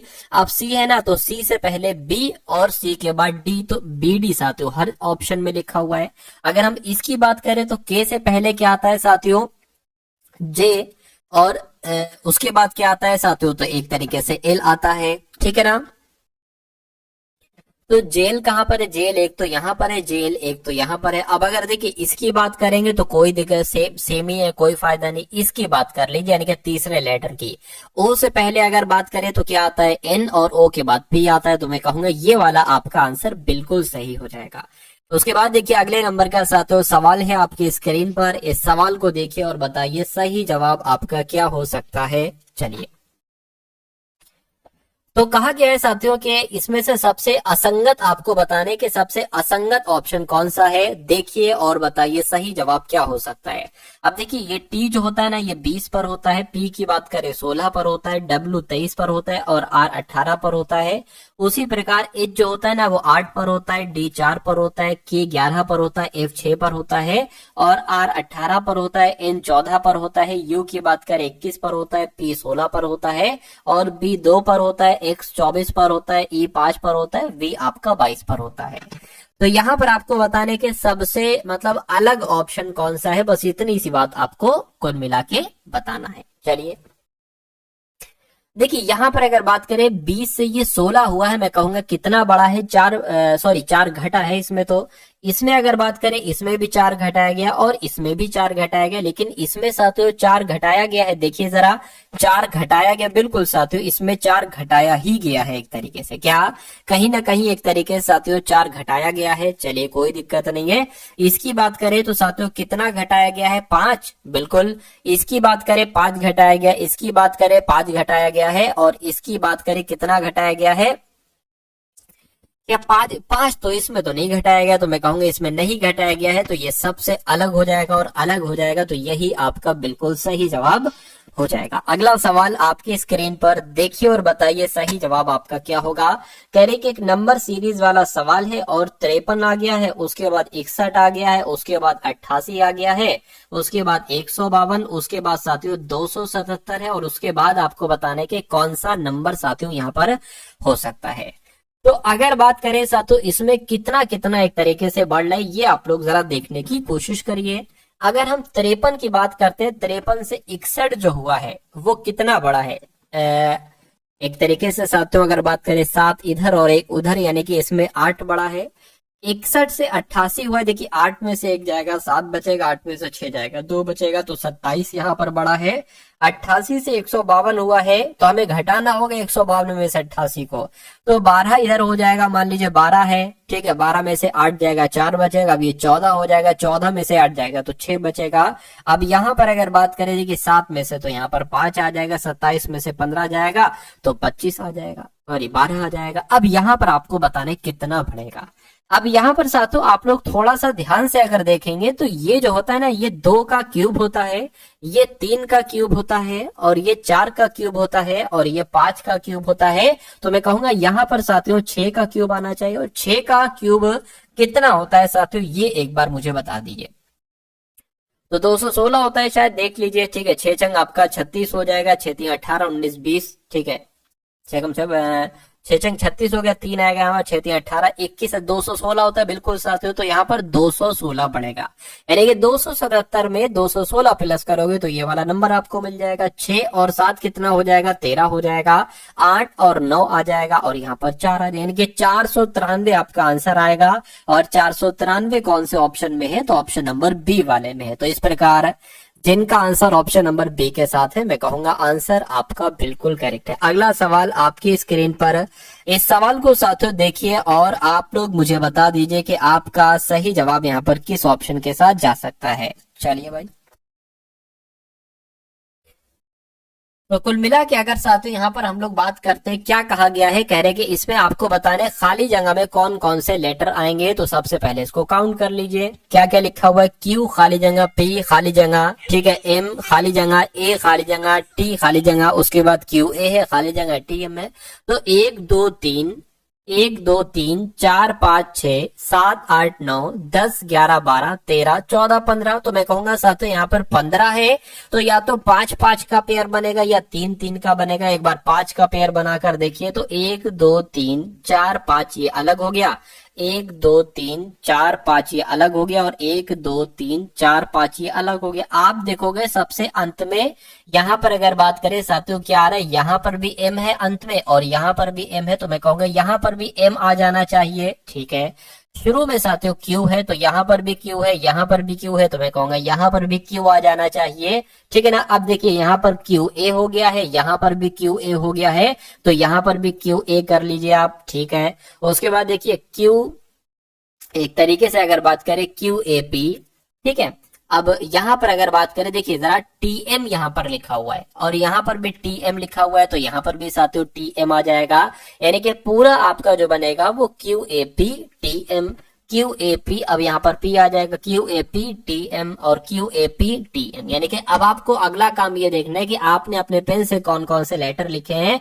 आपने लिखा है साथियों क्या, आपने लिखा है ए टी, आपने लिखा है ए टी। ठीक है, उसके बाद लिखा है क्यू पी एम, आपने लिखा है क्यू पी एम लिखा है, आपने लिखा है साथियों पी। तो अब आपको देखना है साथियों कि ये ऐसा कहां पर लिखा हुआ है, ए टी क्यू पी, ये क्या है, ये पी है। ठीक, ऐसा साथियों आपको देखना है कहां पर लिखा हुआ है।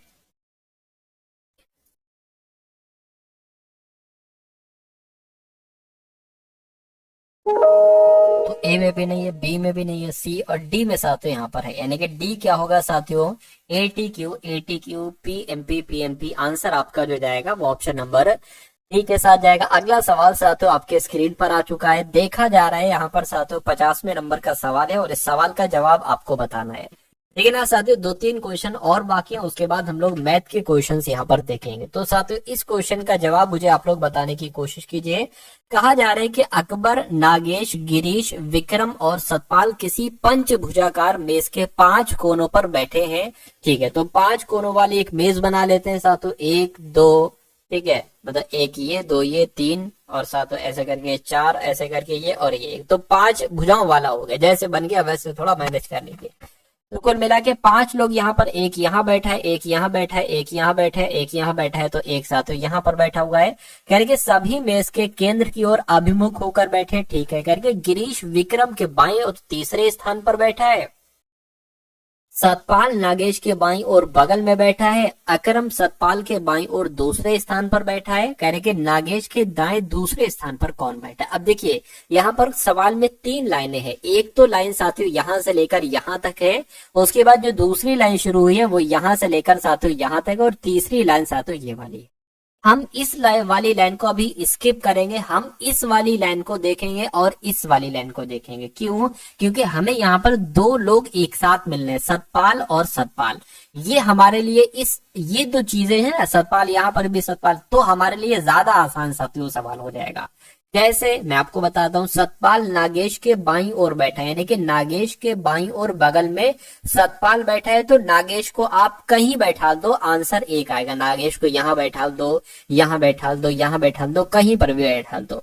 मान लीजिए नागेश यहाँ पर बैठे, अब नागेश का मुंह किस तरफ है, नागेश का मुंह इस तरफ है, यानी कि नागेश का दायां ये हो जाएगा, नागेश का बायां ये हो जाएगा। कह रहे हैं कि नागेश के बाईं और बगल में कौन बैठा है साथियों, गिरीश बैठा है, यानी कि साथियों गिरीश यहां पर बैठ जाएगा। एक सेकेंड, बायां ये थोड़ी ना होगा, ठीक है। नागेश के बाईं और बगल में कौन बैठा है, सतपाल बैठा है, ये लिखा हुआ है, ठीक है। तो सतपाल यहाँ पर आएगा भाई साहब, क्या सतपाल यहाँ पर, सतपाल जी यहाँ पर बैठ जाएंगे। अब इसको पढ़िए, अकबर सतपाल के बाएं दूसरे स्थान पर बैठा है, यानी कि अगर बात करते हैं साथियों यहाँ पर सतपाल के बाएं दूसरे कौन बैठा है, अकबर बैठा है, तो सतपाल का बायां किधर हो जाएगा साथियों, एक तरीके से इधर हो जाएगा, तो यहाँ पर अकबर बैठ जाएंगे, कौन, अकबर बैठ जाएंगे। अब इस वाली लाइन को पढ़ लीजिए, कह रहे कि विक्रम के बाएं और तीसरे स्थान पर गिरीश बैठे हैं। तो अब देखिए, अब एक तो ये जगह खाली है, एक ये जगह खाली है। अगर हम यहाँ पर विक्रम को बैठा लेंगे, विक्रम के बाएं तीसरे स्थान पर, यानी कि अगर 1 2 3 बिल्कुल साथियों यहाँ पर गिरीश बैठ सकता है, ठीक है। तो विक्रम हम यहाँ पर बैठा देंगे और गिरीश साथियों यहाँ पर बैठा देंगे। तो सवाल में पूछा जा रहा है कि नागेश के दूसरे स्थान पर कौन है, तो नागेश ये है, नागेश के दाएं दूसरे स्थान पर कौन है साथियों, अकबर है। तो आपका आंसर क्या होगा, अकबर आपका आंसर हो जाएगा। और जिनका भी आंसर मेरे आंसर से पहले था भाई, बहुत बढ़िया, वेरी गुड क्लास। अगला सवाल आपके स्क्रीन पर देखिए सवाल को और बताइए सही जवाब आपका क्या हो सकता है। यानी कि किसी निश्चित कोड भाषा में SHEER को 2110222 लिखा जाता है, उसी प्रकार NIGST को 16391022 लिखा जाता है। तो राइट को साथियों क्या लिखा जाएगा, ये लॉजिक इसमें आपको पहचानना है कि आखिर इसमें कौन सा लॉजिक लगा हुआ है। चलिए देखिए, ऐसा तो नहीं साथियों कि हमें RIGST का कोड इसमें सही मिल जाए, जैसे कि R यहाँ पर लिखा हुआ है, ठीक है, R यहाँ पर लिखा हुआ, R का कोड क्या, अच्छा फिर ये वो चीज नहीं हो पाई क्योंकि इसमें कम लेटर है, इसमें ज्यादा नंबर है, तो ये लॉजिक हमारा नहीं लगेगा। दूसरे लॉजिक की अगर हम साथियों बात करते हैं, अब देखिए यहाँ पर S है, S 19 पर आता है, S आपका 19 पर आता है, ठीक है ना। और यहाँ पर एक तरीके से क्या हो गया, यहाँ पर 21 हो गया है, मान ले तो मेरे ख्याल से 2 बड़ा है, ठीक है। H 8 पर आता है, ये 10 हो गए हैं, यानी कि 2 बढ़ाया गया है H 8 पर। E 5 पर आता है, तो 5 पर आता है ना साथियों E, तो अब ये 2 ऐसे करके क्यों हो गया। अच्छा हम इसको अगर देखें कि 18 पर आता है, ठीक है, ये 20 हो गया है, यानी कि डबल E को 2 लिखा गया है, यानी कि E 5 पर होता है 3 माइनस किया गया 2 आ गया, E 5 पर होता है 3 माइनस किया 2 आ गया। तो ये चीज समझ गया ना आप लोग। ऐसे जैसे कि देखिए N है, N 14 पर आता है, 2 बढ़ाएंगे 16 आ गया, ठीक है। I की बात करें 9 पर आता है, तो ये तो और घटा दिया गया है, यहाँ पर क्या कर दिया गया है। अगर यहाँ पर अगर बात करें T 20 पर आता है, ये साथियों 2 बढ़ा दिया गया। H की बात करें 10 हो गया है, G 7 पर आता है, तो यहाँ पर 2 कर दिया गया। अच्छा I को यहाँ पर क्या किया गया, I वैसे तो 9 पर होता है लेकिन 6 घटाया गया है। तो ये चीजें आप लोग ध्यान रखेंगे, क्या ये चीजें साथियों यहाँ पर आप लोग ध्यान रखेंगे। जैसे कि यहाँ पर R है, R 18 पर आता है, तो यहाँ पर 20 आ जाएगा, लेकिन यहाँ पर I आया है, I होता है साथियों 9 पर। I किस पर होता है, यहाँ पर अगर बात करें तो I जो होता है ना साथियों वो 9 पर होता है, ठीक है। लेकिन यहाँ पर हम 9 का 2 बढ़ाएंगे नहीं, यहाँ पर हम 6 घटा देंगे, क्योंकि इसमें भी तो हमने 6 घटाया था, तो 6 घटाएंगे तो मैं कहूंगा 3 आएगा। तो 20 3 कहाँ पर लिखा हुआ है, यहाँ पर लिखा हुआ है। और हम चेक कर लेते हैं, G 7 पर आता है तो 9 आ जाएगा, H 8 पर आता है 10 आ जाएगा, T 20 पर आता है 22 पर आ जाएगा, ठीक है ना। तो कुल मिला के साथियों ऐसा कहाँ पर लिखा हुआ है, 20 39 10 22, ऐसा ऑप्शन नंबर सी में लिखा हुआ है। तो ये क्या होगा, ये आपका बिल्कुल सही जवाब हो जाएगा। अगला देखिए, कह रहे स्वीट्स को TZKOIN लिखा जाता है, CHOICE को क्या लिखा जा सकता है, ये आपको साथियों बताना है कि आखिर इसमें कौन सा लॉजिक लगा है, बताइए। चलिए अब यहाँ पर अगर बात करें S है, S से T हो गया, 1 बढ़ाया गया। W होता है 23 पर, ये साथियों 26 हो गया है, Z आ गया, यानी कि एकदम से 3 बढ़ा दिया गया है। E5 पर होता है साथियों K कर दिया गया है, यानी कि कितना 6 बढ़ा दिया गया है। और E5 पर होता है साथियों ये कितना कर दिया गया है, ये तो एकदम से 15 हो गया, यानी कि 10 बढ़ा दिया गया है। T20 पर होता है साथियों ये क्या कर दिया गया, ये I कर दिया गया, कितना अब बढ़ाया गया है, T से I हुआ है, मैं कहूंगा 15 बढ़ाया गया है यहाँ पर। एस की बात करें तो एस आपका कितने पर होता है, 19 पर होता है। अब देखिए शुरू में इसको जरा देख लीजिए आप, जैसे कि यहाँ पर कितना बढ़ाया गया था, एस 19 पर होता है, तो ये एक तरीके से टी कर दिया गया, यानी कि एक बढ़ाया गया। तो इसमें अगर एक बढ़ाओगे तो डी आएगा, डी आपको हर जगह देखने को मिल रहा है। फिर 23 से 26 हुआ था, यानी कि अब इसमें 3 बढ़ाना है, तो मैं कहूंगा के आ जाएगा। तो डी के एक तो यहाँ पर है और एक डी के यहाँ पर है। अब देखिए अब इसको आप चेक ना करो, क्योंकि यू यहाँ पर भी है, यू यहाँ पर भी है। अब इसको चाहो तो एक काम कर लो, इसको चेक कर लो आप, क्या इसको चेक कर लो, ठीक है ना, इसको चेक कर लो, या एक काम करो इसको चेक कर लो, ठीक है। तीसरे वाले को, जैसे कि ये ई था, ई से क्या हुआ था, ओ हो गया था, यानी कि 5 से 15 हो गया था, तो 10 बढ़ाया गया था। अब इसमें भी 9 में भी 10 बढ़ाएंगे, तो साथियों 9 में जब 10 बढ़ाएंगे तो मैं कहूंगा 19 आ जाएगा। और 19 पर साथियों क्या होता है, 19 पर आपका एस होता है। तो आपका राइट आंसर जो जाएगा वो ऑप्शन नंबर बी के साथ जाएगा, ठीक है ना। बाकी अगर इसकी बात करें कि जैसे कि यहाँ पर एस 19 पर होता है, एन हो गया है, तो कितना बढ़ाया गया, तो लगभग 21 बढ़ाया गया है। एस से एन हुआ है ना, तो 21 बढ़ाया गया है। चलिए, तो ये भी चीज आप समझ गए, आंसर भी आपका आ गया। उसके बाद देख लीजिए अगले नंबर का सवाल है, कहा जा रहा है कि ये जो आकृति आपको दिख रही है ना, ये चीज ऐसे करके आकृति, ये आकृति आपको बताने के कौन से ऑप्शन में आपको दिख रही है, थोड़ा सा आप ट्राई करके देखिए। कहां पर देखिए, अगर बात करते ये एक लाइन ऐसे तो यहाँ पर आई है, लेकिन कोई यहाँ ऐसे लाइन नहीं गुजरी है, ठीक है, तो ये आंसर नहीं हो सकता। इसकी अगर बात करें, यहां पर भी ऐसा सा तो हमको नहीं नजर आ रहा है, ठीक। इसकी अगर बात करें या इसकी अगर बात करें, देखिए यहां से एक चीज हमको मिल रही है, क्या,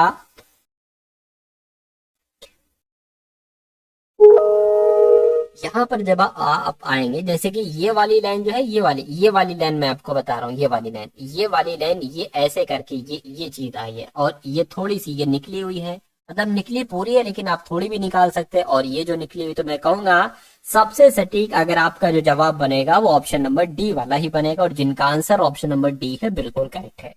उसके बाद देखिए साथियों, नेक्स्ट नंबर का सवाल है आपकी स्क्रीन पर, कहने के वैसे लगाइए जैसे ये अंग्रेजी शब्दकोश में होते हैं। तो आर यू यहाँ पर है, आर ओ यहाँ पर है, आर ओ यहाँ पर है, आर यू तो नहीं आएगा, पहले आर ओ आएगा, तो या तो ये आएगा या तो साथियों ये आएगा। अब देखिए आर ओ यू यहाँ पर है, आर ओ यू यहाँ पर है, यहाँ पर भी टी है, यहाँ पर भी टी है, यहाँ पर ई है, यहाँ पर आई है, तो ई वाला पहले आएगा, आई वाला साथियों बाद में आएगा। अब इसको देख लीजिए, आर यू आई पहले आएगा या आर यू टी पहले आएगा, ठीक है ना, या आर यू बी पहले आएगा, मैं कहूंगा आर यू बी पहले आएगा। उसके बाद साथियों ये वाला आ जाएगा, और उसके बाद आपका 3 वाला आ जाएगा, यानी कि 241 53 कहां पर लिखा हुआ है, ऑप्शन नंबर 241 और 53 ऑप्शन नंबर ए में लिखा हुआ है। तो ये क्या होगा, ये आपका बिल्कुल सही जवाब हो जाएगा। अगला सवाल देखिए, कहने के उस विकल्प का चयन करें जिसमें दी गई संख्याओं के बीच वही संबंध है जो नीचे दिए गए समुच्चय की संख्याओं के बीच है, यानी कि जैसे जिस रूल के अकॉर्डिंग 36, 74, 55 बनाया गया है, तो वही लॉजिक आपको बताना है कि इन 4 ऑप्शन में से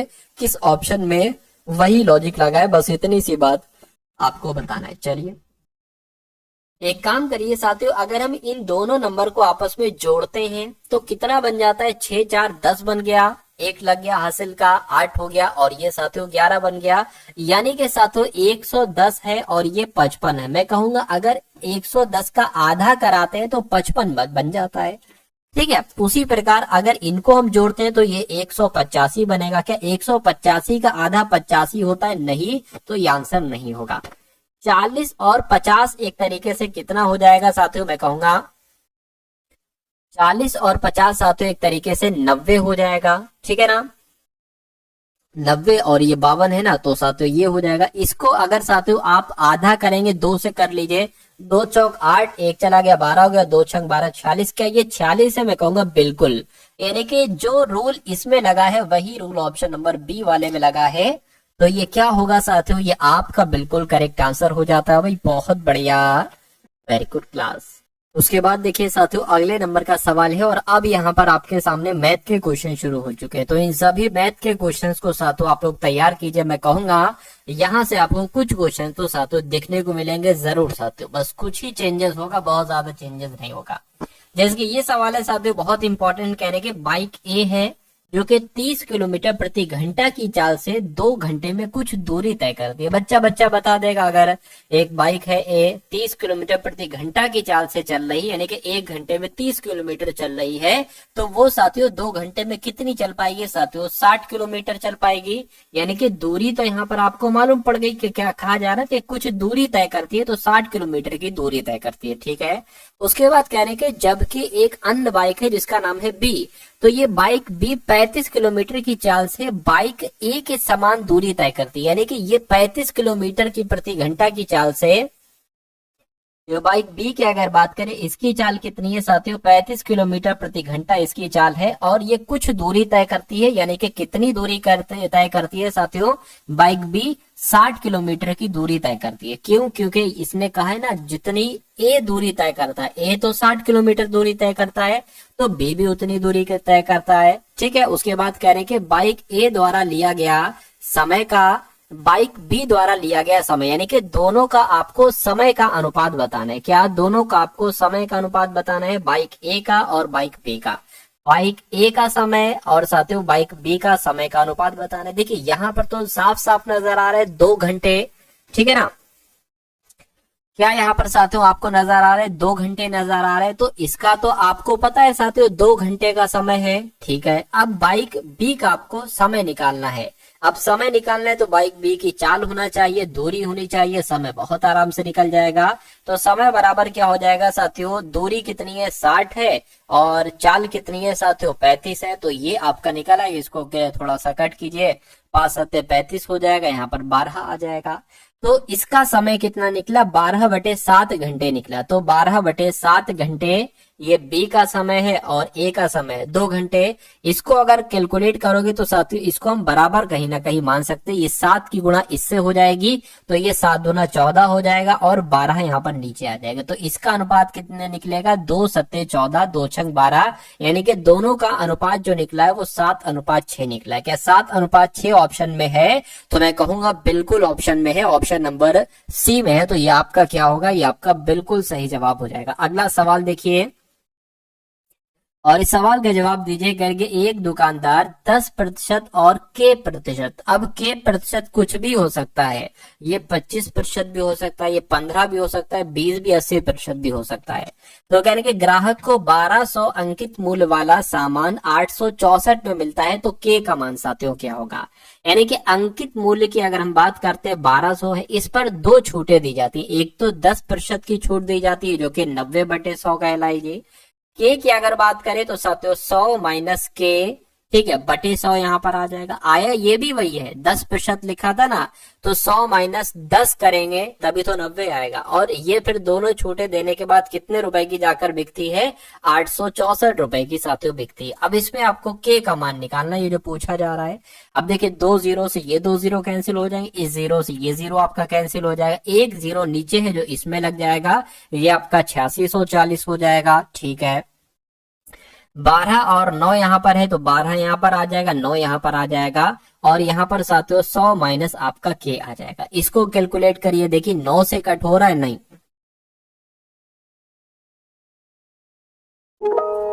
तो 12 से कट करें साथियों या 9 से करें? किसी से भी कट कर लो। 9 से कट करें, 9 एकम 9 हो जाएगा, 9 नीम आपका 81 हो जाएगा, कितना 5 जाएगा 54 हो जाएगा, 9 9 पंजे 45, 9 छंग आपका 54 हो जाएगा, जीरो लग जाएगा, कैंसिल हो गया। 12 से अगर कट करें 12 पंजे 60, 12 छंग 84, 12 96, 12 96 हो गए। यानी कि अगर बात करें 100 माइनस के बराबर 80 आ चुका है। के का मान आपसे पूछा जा रहा है, तो साथियों यहाँ पर माइनस के आ गया, बराबर 80 आ गया, ये 100 इधर जाएगा, प्लस का है तो साथियों ये माइनस का हो जाएगा। यानी कि माइनस के बराबर क्या आया? -20 आया, माइनस से माइनस कैंसिल हो जाएगा, के बराबर कितना आ जाएगा? 20% आ जाएगा, और यही आपका क्या हो जाएगा? यही आपका राइट आंसर हो जाएगा।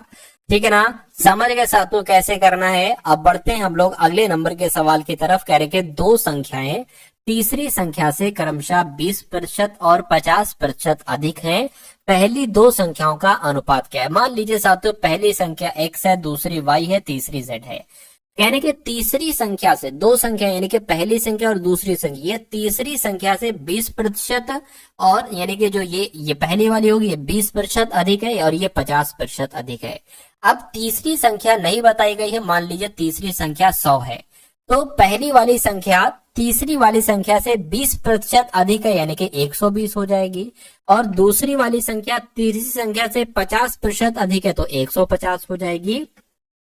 यानी कि पहली दो संख्याओं का अनुपात क्या होगा, यानी कि पहली संख्या ये और दूसरी संख्या, इन दोनों का अनुपात पूछा जा रहा है। 0 से 0 कैंसिल, 3 चौक 12 हो जाएगा, 3 पंजे 15 हो जाएगा। यानी कि पहली दो संख्याओं का अनुपात कितना निकलेगा, 4:5 निकलेगा और यही आपका बिल्कुल सही जवाब हो जाएगा। उसके बाद देखिए अगला सवाल है, कह रहे कि कोहली पुराने सामानों को कारोबार करता है। अच्छा, पुराने सामानों का कारोबार करता है। उसने 10,000 रुपए में पुराना एयर कंडीशनर खरीदा, ठीक है।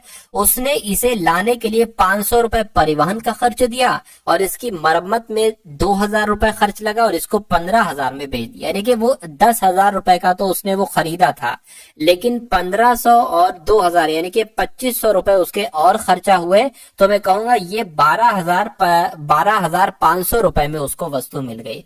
लेकिन 12,500 रुपए की वस्तु उसने 15,000 रुपए में बेच दी, तो कह रहे हैं कि उसको कितना प्रॉफिट हुआ। मैं कहूंगा उसको 2500 रुपए का प्रॉफिट हुआ, लेकिन इसको प्रतिशत में बदलना है इसलिए गुणा 100 लगाएंगे। नीचे हमेशा क्रय मूल्य आता है, क्रय मूल्य एक तरीके से यही होगा क्योंकि मरम्मत वगैरह में उसका ये पैसा लगा है ना। लागत मूल्य क्या आया है तो 12,050 आया है, 12,500 आया है, यहाँ पर लिख दिया। इन दो जीरो से ये दो जीरो कैंसिल, 25 से कम 25, 25 पंजे आ जाएगा, 5 से कट करेंगे साथियों, 5 दूना 10, 0 आ जाएगा। यानी कि 20% आपका क्या हो जाएगा, 20% एक तरीके से आपका प्रॉफिट हो जाएगा। इसलिए सही जवाब जिनका भी है ऑप्शन नंबर किसके साथ साथियों, डी के साथ, मैं कहूंगा आंसर आपका बिल्कुल करेक्ट हो जाता है भाई। बहुत बढ़िया, वेरी गुड क्लास। अगला सवाल आपके स्क्रीन पर देखिए सवाल को और बताइए सही जवाब आपका यहाँ पर क्या हो सकता है। चलिए, यानी कि 3 व्यक्ति हैं, एक साथ सुबह की सैर पर निकलते हैं। उनके द्वारा चले गए कदमों की माप क्रमशः 70 सेंटीमीटर, 75 सेंटीमीटर, 80 सेंटीमीटर है।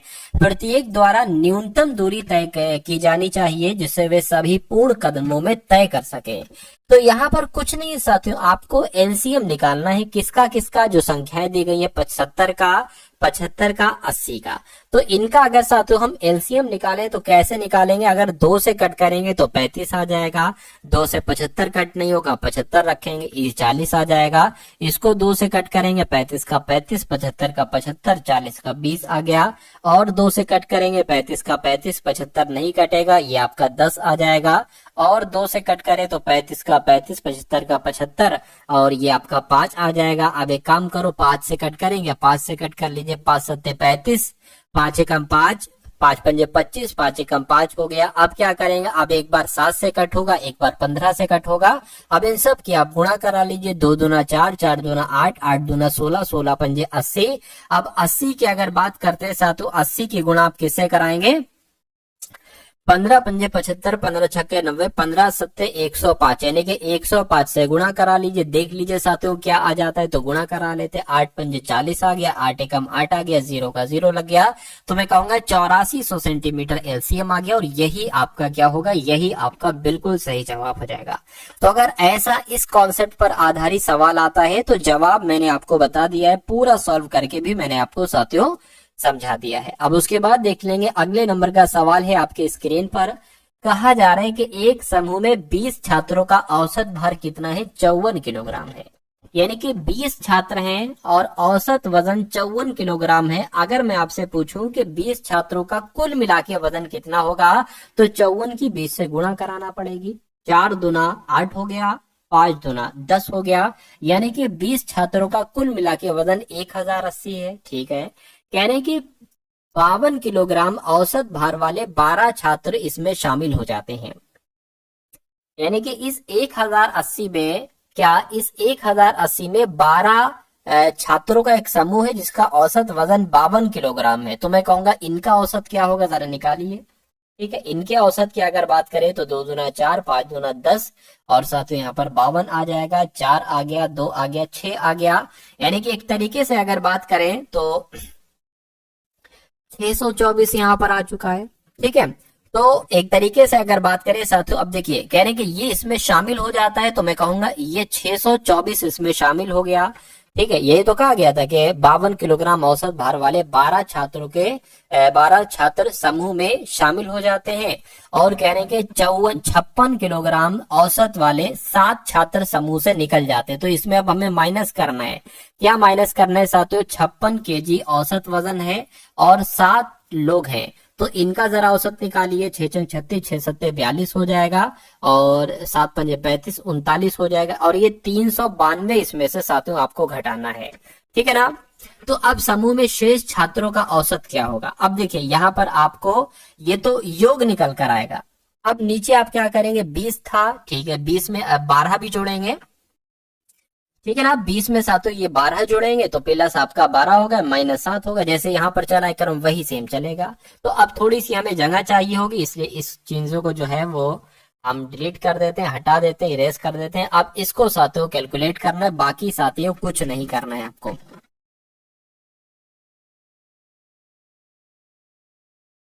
अब इसको कैलकुलेट साथियों कर लीजिए। 1080 और 624 कितना हो जाएगा? जरा इसको कैलकुलेट कीजिए। 1080 और 624, ठीक है, तो ये 4 आ जाएगा, ये 10 हो जाएगा, 7 हो जाएगा, ये इतना हो जाएगा। अब 1704 में से साथियों 392 घटा दीजिए तो ये 2 आ जाएगा और ये 10 हो गया, यहाँ पर 1 आ जाएगा, 16 हो जाएगा, यहाँ पर 13 आ जाएगा। यानी कि यहाँ पर साथियों 1312 आ जाएगा।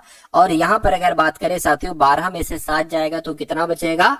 5 बचेगा, तो ये 25 हो जाएगा। कितना हो जाएगा साथियों? 25, यानी कि 1312/25। इसको आपको बस कैलकुलेट करना है, बाकी सारा काम हो चुका है। तो इसको साथियों आप कैलकुलेट करा लीजिए। ठीक है, इसको कैलकुलेट करा लेते हैं। 25 से डायरेक्ट कट कर दे क्या? 25 से अगर डायरेक्ट कट करें वो भी हो जाएगा साथियों। 1312 हो गया और ये आपका 25 हो गया। 25 से 25 पंजे करा लीजिए। 25 पंजे 125 हो जाएगा। कितना बचेगा? 6 बचेगा, 2 इधर आ गया। 25 दूना कितना हो जाएगा साथियों? 50 हो जाएगा। अब कितना बचेगा? 12 बचेगा। अब पॉइंट लगेगा, 0 बढ़ेगा। 25 चौक आपका कितना हो जाएगा साथियों? 25 चौक आपका 100 हो जाएगा। अब देखिए 52.4 कहीं पर लिखा हुआ है, 52.4 सिर्फ और सिर्फ ऑप्शन नंबर डी में लिखा हुआ है। तो ये क्या होगा? ये आपका बिल्कुल सही जवाब हो जाता है भाई। बहुत बढ़िया, वेरी गुड क्लास। चलिए तो अगले नंबर का सवाल देखें साथियों। ये सवाल आपकी समझ में आ गया ना? ये सवाल आपकी समझ में आ गया? अगर समझ में आ गया तो बहुत अच्छी बात है। अब उसके बाद देखिए अगला सवाल आपकी स्क्रीन पर आ चुका है। इस सवाल को देखिए और बताइए राइट आंसर आपका क्या होगा। कहेंगे एक चुनाव में उम्मीदवारों को कुल वैध वोटों के 75% वोट प्राप्त हुए। यदि कुल वोटों के 20% वोटों को अवैध घोषित कर दिया गया है और कुल वोटों की संख्या कितनी है? 5,60,000 है, तो उस उम्मीदवार के पक्ष में पड़े वैध वोटों की कुल संख्या ज्ञात कीजिए। कोई दिक्कत नहीं, बहुत आसान सवाल है। क्या इसमें करें? देखिए कुल वोटों की संख्या की अगर बात करें कितनी है साथियों? 5,60,000 ये कुल वोटों की संख्या है। अच्छा 20% वोट अवैध घोषित हो गए हैं, तो मैं कहूंगा अगर इनका मैं निकालूं कि वैध वोट कितने हैं, तो मैं इनका 80% निकालूंगा। 2 0 से ये कैंसिल हो गए। अब 56 की गुणा 8 से जरा कराइए, फिर मैं आगे बढ़ता हूं। कितना हो जाएगा? 48 हो जाएगा और 5 8 40 और आपका ये 44 हो जाएगा। यानी कि अगर बात करते हैं साथियों कितना आ गया? अब देखिए 1 0 ये वाला आ जाएगा और 1 0 आपका ये वाला आ जाएगा। यानी कि एक तरीके से 44,000 कितने आ गए? 44,000। 1 0 और आ जाएगा ये वाला। ठीक है, तो ये आपका 4,48,000 आ गया। यानी कि जो वैध वोट है वो 4,48,000 आ गए। ठीक है, अब इसमें कहा गया है साथियों के 75 एक उम्मीदवार को कुल वैध वोटों के 75% वोट मिले हैं। तो यहाँ पर अगर बात करें साथियों जो 4,48,000 है इसका 75% आपको ज्ञात करना पड़ेगा। 4,48,000 का साथियों 75% आपको निकालना पड़ेगा। ठीक है ना? और बस आपका आंसर निकाल आएगा। इन 2 0 से ये 2 0 कैंसिल और 75 की गुणा किससे करा लीजिए? 448 से करा लीजिए, बस हो गया काम। 8 पंजे 40 हो गया, 5 चौक 20 और 24 हो गया। 5 चौक 20 और आपका 2 कितना हो जाएगा? 22 हो जाएगा। इसको कट करें 7 8 साथियों 56 हो गया। 7 चौक 28 और आपका 33 हो गया। 7 चौक 28 और 3 आपका 31 हो गया। तो 0 आ गया, 0 आ गया, 6 आ गया, 3 आ गया, 3 आ गया। यानी कि कहीं पर ऐसा लिखा हुआ है 33 करके 33, हाँ बिल्कुल लिखा हुआ है साथियों ऑप्शन नंबर ए में लिखा हुआ है, तो ये क्या होगा, ये साथियों आपका बिल्कुल करेक्ट आंसर हो जाता है भाई। बहुत बढ़िया, वेरी गुड क्लास। उसके बाद देखिए अगले नंबर का सवाल है, कहा जा रहा है कि 8 पेन और 14 पेंसिलों का मूल्य जो है ना, ये 12 पेन और 5 पेंसिलों के मूल्य के बराबर है। यानी कि एक पेन के मूल्य और एक पेंसिल के मूल्य का अनुपात आपसे यहाँ पर साथियों क्या किया जा रहा है, पूछा जा रहा है। तो इस सवाल को साथियों कैसे करेंगे आप लोग एक बार बताइए। देखिए यहाँ पर हमें मानना होगा कि एक पेंसिल की अगर बात करें, एक पेंसिल को साथियों हम क्या मान लेते हैं, एक्स मान लेते हैं। एक पेंसिल की अगर बात करते हैं ना साथियों, एक पेंसिल को हम क्या मान लेते हैं, एक पेंसिल को हम यहाँ पर x मान लेते हैं। और एक पेन की अगर बात करें, एक पेन को हम यहाँ पर y मान लेते हैं। ये बात क्लियर है? ठीक है भाई, क्लियर है। अब देखिए कि 8 पेन की बात की गई है, क्या किया गया साथियों, 8 पेन की बात की गई है। तो 8 पेन यानी कि 8y हो गया, और प्लस 14 पेंसिल यानी कि 14 क्या हो गया, 14x हो गया। ये बराबर किसके, 12 पेन के है। तो 12 की अगर बात करें 12y हो जाएगा, और 5 पेंसिल यानी कि 5x हो जाएगा। ये बात क्लियर है। तो यहां से साथियों आप क्या निकाल लीजिए, x और y का अनुपात निकाल लीजिए, बस आपका आंसर आ जाएगा। अब देखिए यहां पर अगर बात करें साथियों, तो ये 12y है, ठीक है। 12y की अगर बात करें, ये 8y उधर जाएगा तो माइनस का हो जाएगा, और इधर क्या है साथियों, इधर 14x तो था ही था, ये 5x है उधर, प्लस का इधर होगा साथियों, माइनस का आ जाएगा। तो अब कितना साथियों बचेगा, 14x में से 5x जाएगा तो मैं कहूंगा 9x बचेगा, बराबर इधर कितना बचेगा, तो साथियों 4y बचेगा। यानी कि x इधर आ गया, y इधर आ गया, 4 इधर रहा, 9 इधर रहा, तो साथियों 4:9 है। कहीं पर एक सेकेंड पूछा क्या आपसे जा रहा है, तो 4:9 साथियों यहाँ पर तो नहीं है, 4:9 नहीं है, तो साथियों 9:4 है। थोड़ा तो मिसमैच हो रहा है, मतलब थोड़ा सा तो आंसर के नजदीक हम पहुंच गए हैं। तो 4:9 होना चाहिए यहाँ पर साथियों, क्या है, क्योंकि x अनुपात y का अनुपात जो निकला है 4:9 निकला है। तो यहाँ पर क्या है, 9:4 है, कोई दिक्कत नहीं, आंसर आपका जो होगा वो यही हो जाएगा।